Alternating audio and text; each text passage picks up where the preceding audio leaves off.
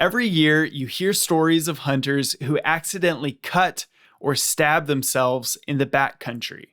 When there's nobody around and you're miles from the road, a simple mistake could cost you your life. Most of us use knives every day, so it's easy to grow complacent. In this episode, we'll review some best practices that will help you stay safe with a blade.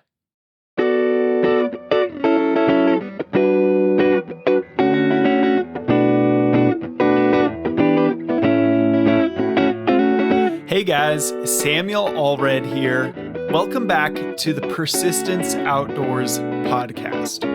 As someone who hunts pretty often, I don't consider hunting unsafe.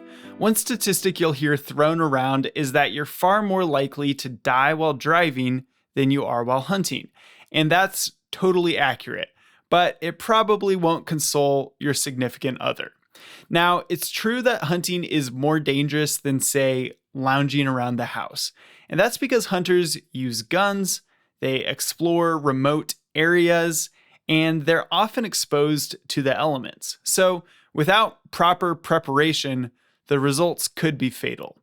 But out of all the potentially hazardous situations a hunter could face, there's one that frightens me more than the rest. It's not getting attacked by a wild animal, getting lost in the wilderness, or even getting hit by a stray bullet.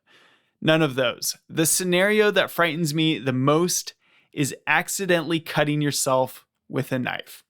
I've heard horror stories of hunters slipping and cutting arteries in their forearm or driving razor-sharp blades into their foot or knee.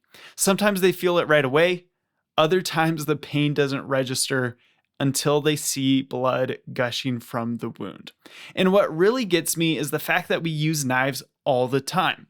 So it's easy to feel comfortable with them and take your safety for granted. But most people I know have at least nicked themselves with a knife, if not much worse. And while these injuries don't amount to much in normal life, it's easy to see how even a small mistake with a razor-sharp hunting blade could have dire consequences in the backcountry. So with all this in mind, today I want to talk about knife safety. We don't usually talk about it as much as we do gun safety, but I think it's still extremely important. So today we're going to get into it and learn some knife safety best practices. Before we begin, I want to say thank you to everybody who supports and follows this podcast. It's been wonderful to watch it grow and to get to interact with you guys. I really appreciate it. If you're new to this podcast, please take a moment to hit that follow button. It helps the podcast grow and be suggested to more people. And like I say, every week, as the podcast grows, we can help more people get outside and into hunting. So I really appreciate all your support, and let's get into our topic for today. One of the number one rules of knife safety is to never cut towards yourself. And most people know this, but you'd be surprised at how often it still occurs. In fact, I found myself cutting towards myself a few years ago while I was camping. I was cutting a stick and just made a dumb decision to cut towards myself. I guess I thought I had control over the blade and ended up cutting the knuckle on my left hand. And so it was a painful reminder of something I already knew. Thankfully, it wasn't dangerous, but it did hurt, took a long time to heal. And since then, I've been a lot more careful about cutting away from myself. It's pretty simple. I liken it to the rule of gun safety, which is to always point your gun in a safe direction. When you're cutting away from yourself, even if something slips, even if you make a mistake, you are not going to hurt yourself with your knife. Now, it's also important not to hurt other people, of course. So you also want to use the idea of a blood circle. A blood circle is the area around you in which you could accidentally cut somebody else. So an easy way to get a measurement of your blood circle is to just reach out with your hand and make a circle around you. And if anybody's in that circle, obviously they're in danger because you could reach out and cut them. Now, if you're an adult, you probably don't need to make a circle with your hand. It is a helpful tool for teaching kids, but just be aware of what's around you when you are using your knife. Now, related to the blood circle is the triangle of death. And this is something I learned about more recently, but it makes a lot of sense.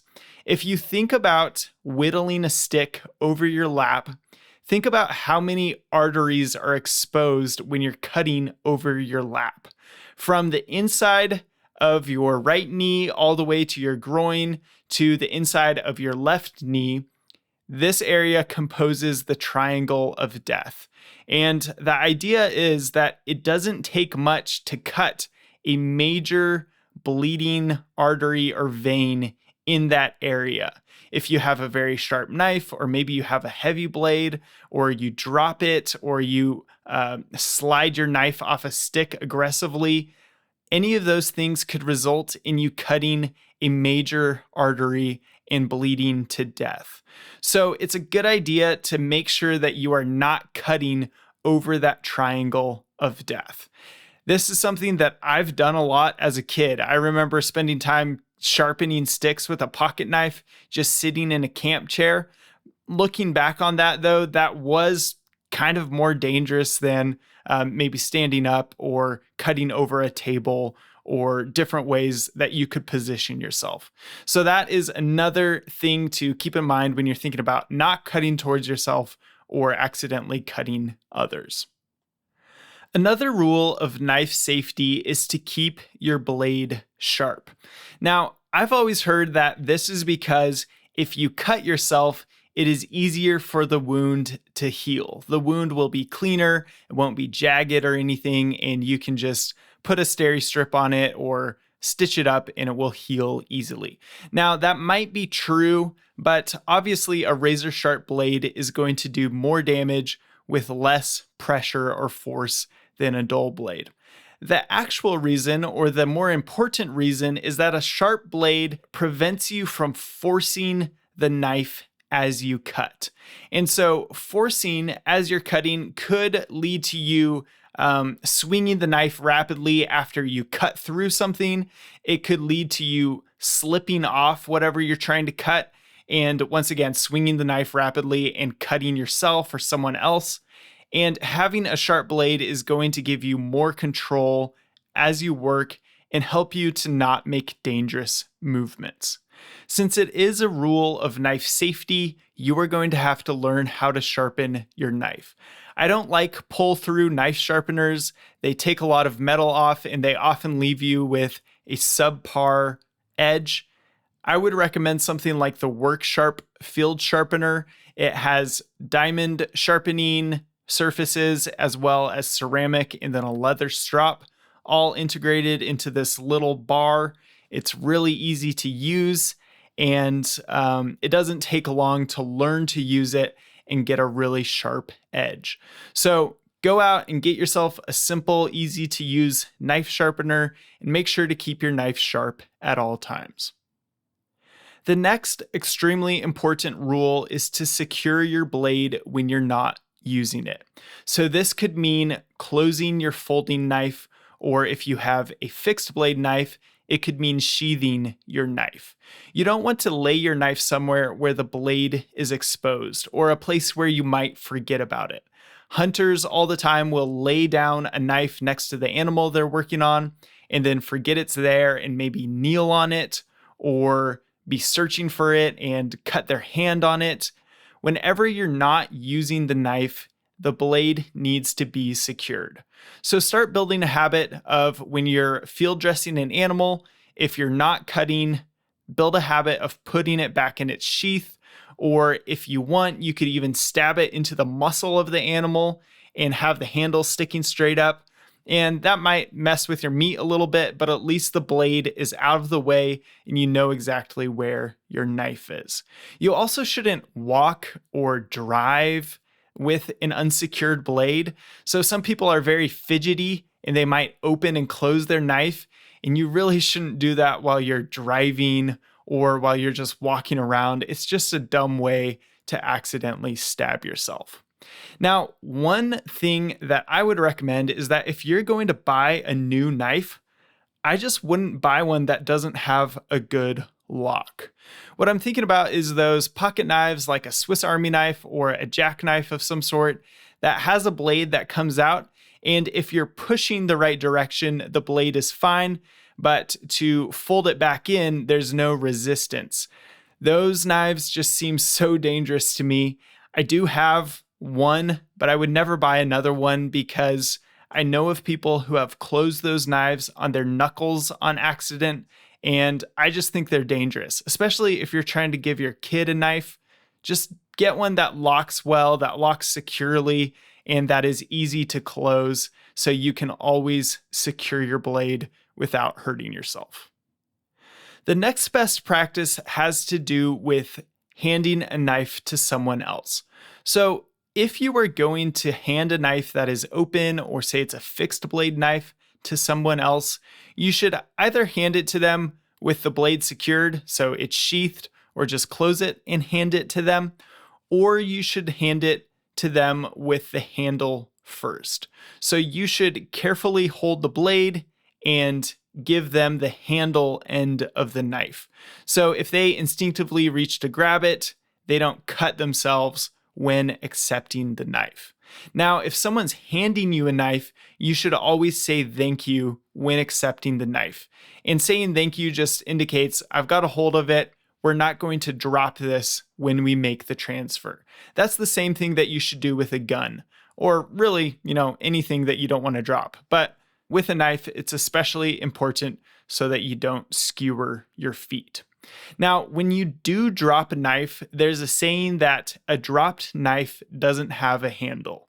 And that just means once you drop the knife, you should pretend like that knife is just a blade. You don't want to reflexively try and grab it. You want to get your hands out of the way and your feet out of the way. I think this is especially important to teach youngsters. If they drop a knife, they just need to jump away from it, and they shouldn't go after it quickly, because that's just a great way to get cut up. So once again, a dropped knife doesn't have a handle. It's just all blade at that point, and you should avoid it. All right, the next tip is to get a good grip. And this may seem obvious, but there's one aspect of this in particular that I want to explain. So some knives will have a very smooth handle, and there won't be much differentiation in the width of the handle between the handle and the blade. And what I'm saying is, if you have a knife that you are using to cut and it's easy for your hand to slide onto the blade, that could be very dangerous. So you want to just choose a knife in the first place that has some sort of grippy material in the handle. And then you also want to pay attention to how you're holding the knife so that you don't accidentally slide up and cut yourself. Some knives, this won't be an issue because the blade is very fat compared to the handle, but other knives, especially pocket knives, it could be easy if you stab into something or you're doing point work with the end of the knife to slip on that knife and cut yourself. So always keep that in mind and pay attention to how you're gripping the knife. I can think of gutting animals and field dressing animals and my hand getting slippy from blood, and that can be a bad situation if you're not paying close attention. So just get a good grip and keep your hands safe. Another way to keep your hands safe is to use cutting gloves. Cutting gloves are very simple. They're just knit gloves, usually nylon. Sometimes you'll see them in sort of like a chainmail sort of thing. For hunting purposes, just get a nylon or fabric cutting glove. It's super dense and it just protects the hand that is not holding the knife. I find these very useful when I'm processing an animal. With a large animal like a deer or even an elk, I'm just making so many small cuts that at some point it's likely that I'm going to slip and nick myself. And hopefully it's not going to be a bad cut, but having a cutting glove completely removes that possibility from the equation. And so you can get one off Amazon. They're pretty cheap. I've even started including a cutting glove in my kill kit so that I can use a cutting glove while I am field dressing an animal. And while you should be following the other rules of knife safety and not cutting yourself in the first place, I still think it's a great precaution. It hardly weighs anything, hardly costs anything. Why wouldn't you do it? Here's one that you might not find listed on every list of knife safety rules, but the idea is to explain your knife to a new user. So when you're lending your knife to someone, it's a good idea to just run them through how the locking mechanism works and even tell them that it's sharp. Some people use knives all the time that are not sharp, and so they might be surprised when they use a sharp knife. And you don't want them to test how sharp it is or just go into it expecting it to be dull. So if there's anything interesting about your knife that could affect the safety, the way it locks, the way it opens, the way it closes, how sharp it is, just give them the rundown so they are aware before they start using it. Now, not all knife safety best practices have to do with only the tool. You should always have a first aid kit when you're hunting, and it's a good idea to have around anytime you're using a knife. I'm kind of appalled at how many people don't have first aid kits when they're hunting. It seems like it should be obvious, especially when you pick up a gun, for heaven's sake, but I think it's far more likely that you're going to cut yourself with a knife. And so just be smart and bring a first aid kit that is equipped with some super glue, with butterfly bandages or steri strips, with a tourniquet, gauze pads and medical tape, and some duct tape. And you can think about what other items you need in your first aid kit as well, but just consider, if I cut myself with my knife, would I be able to stop the bleeding? Would I be able to keep pressure on the wound? And would it be able to hold for long enough so that I could get out of the situation and get to safety? This might mean that you need to go watch some first aid YouTube videos if you're not practiced in first aid. But having the materials on hand is a really good start, and it could save your life.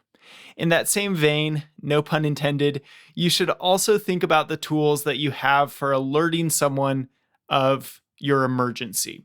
So many modern cell phones have a satellite calling feature that can only be used for emergency calls.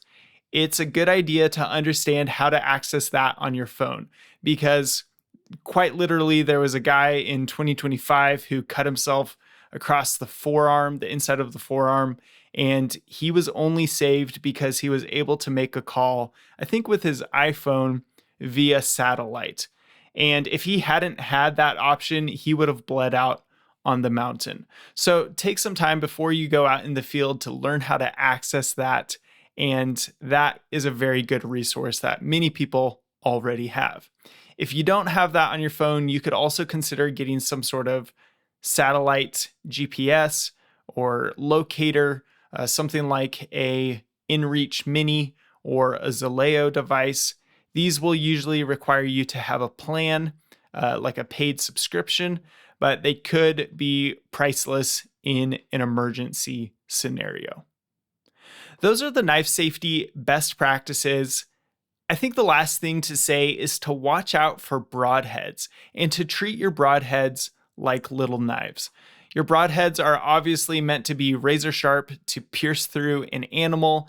If you're going and recovering an animal and you start digging around in there, there's a chance that you could really cut your hand. Or say you're walking with a nocked arrow. You need to think about the chance that you could fall and then impale yourself with that arrow. So be hyper aware of broadheads, just like you would be with a knife.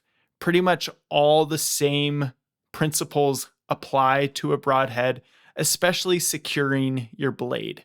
If you're not immediately going to shoot it at an animal, make sure it is covered appropriately in your sheath so you don't end up hurting yourself or somebody else. So that's it for today. I hope this podcast was helpful for you, either new information or just as a refresher. If you have any tips for knife safety, feel free to comment them in the Spotify comments, the YouTube comments, or shoot me an email at persistenceoutdoors2022@gmail.com. I'd love to hear from you. And like I've said before, I am an enthusiast. I'm not an expert hunter or anything like that. And so I'm learning things along the way as well. With that, I will wrap this up. I hope you all have a great week, and I will catch you on the next one.